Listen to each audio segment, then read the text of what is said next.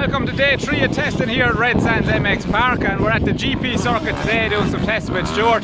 So yesterday's track was a small, hard-packed, tight circuit, whereas today, as you can see, it's a big long lap, just under 2 minutes, and deep sand here as well, which is interesting for a Spanish track. You would imagine it'll all be hard-packed, but you know, as the name suggests, red sands, it is a sand circuit. And looking forward to going through it today, see how we can get on. We're going to focus a lot more on making adjustments to Stuart's suspension throughout the day, and he'll give us a little talk through that later in the video as to what we went through today and how it made him feel on the bike. And yeah, looking forward to another good day's testing here in Spain, and it's just brilliant to be able to every day come to a circuit, do your work, get it done, and not have to travel too far from where you're based to do it here either. So I'd highly recommend it for anybody who has the means to do this,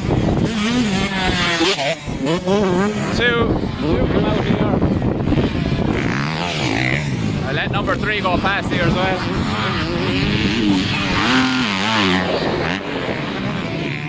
So if you have the means to do this, and if you're serious about your racing, I mean, it is a good destination to come to in the winter months compared to back home in Ireland, definitely, where you're struggling to get out onto a circuit, find places to go. Here you can base yourself and keep improving day by day by day, and it really is an excellent facility to have here. They've got 4 tracks. This is the GP circuit, and then over here behind me are a couple more kids tracks and another adult track and stuff like that as well. So there's choice here as well. If you do come down on a holiday, you don't have to be going out with GP riders and regulars. You can go out to the other circuits and enjoy yourself as well. But yeah, let's watch some clips now as Stuart going on the circuit.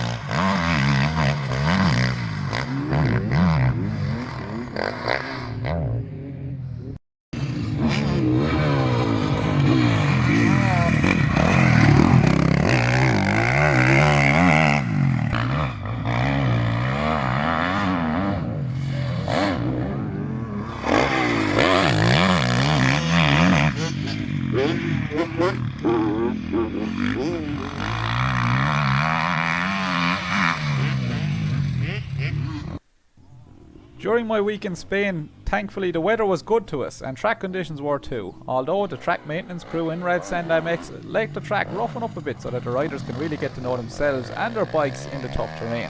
After all, this circuit did host a round of the Grand Prix only a couple of years ago, so this is a really good place to test yourself and find out where your base level is at. There were some changes in the weather though, and it whipped up a storm on one of the last days that we were there.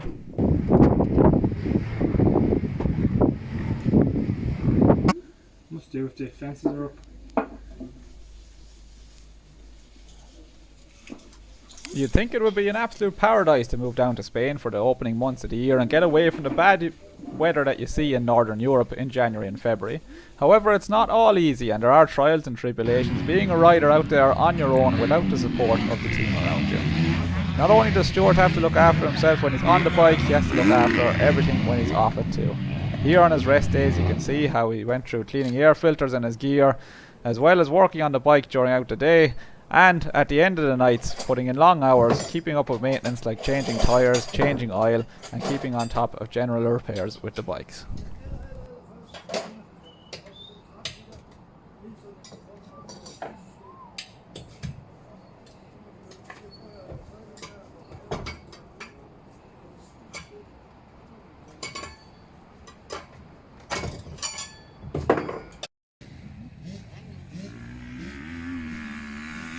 Even though Redsand is a world-class facility, it's quite accessible for everyday riders as well, with training starting from €40 per day if you're not using any of the hotel facilities. However, if you're booked in with the affiliated Redsand Hotel, you can ride the track for as little as €25.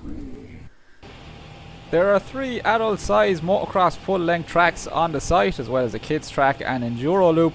And as you can see on the sign, lap times range from 1 minute 40 to 1:48, but you'd have to be pretty quick to get those times you see on the board.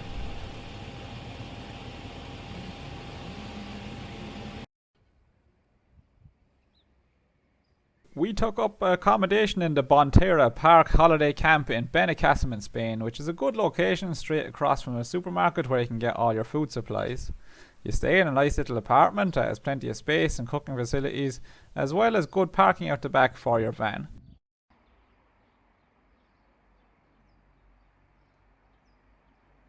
In non-COVID times, there's also some great leisure facilities on site, including a swimming pool and gym and hairdresser and laundry. What's best of all is that the Bonterra Park is only a short 5-minute walk from the local beach, where you can get out and walk in the sand and enjoy some sea air.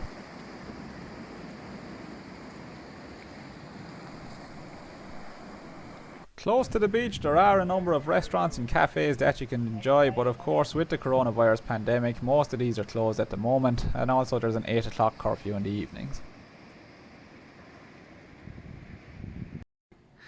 Our week's testing has come to an end then, Stuart, where we've got to work with the new Motoklik device. And what was your overall impression of using this system throughout the week? Yeah, I loved it.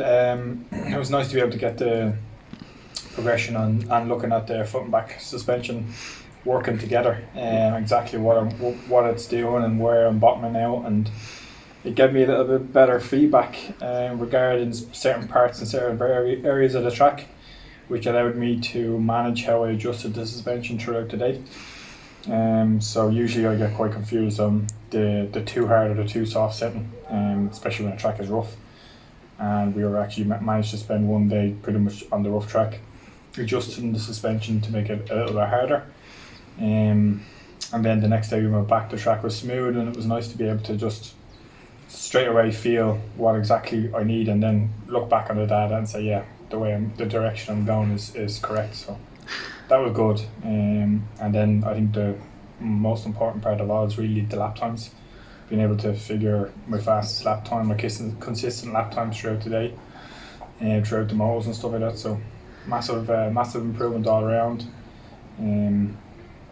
Yes, definitely. I loved it. So you've been out here now since around the turn of the new year, and we're at the end of January now, and you've been working away here without this system until now. So would you notice any big contrast in how you'd go about doing your training now, having the system available to you, or is there more of the benefit just in finding that suspension setup? Yeah, no. We're having it on now, so I can basically work to. So there's 3 tracks in Redsands. And I can work on each track individually, especially on the lap time end of things. And then the adjustments alone, if I'm having a bad day or an off day, I can just look back at the data straight away and I'm like, it'll tell me if I'm using more of the stroke than what I would normally use on any other day. So it kind of puts out the thinking factor of having to go out for a few laps, come back in, go out for a few laps, come back in, and straight away I can just look at the data and I can just change what I need to change straight away. And it's very simple to look at.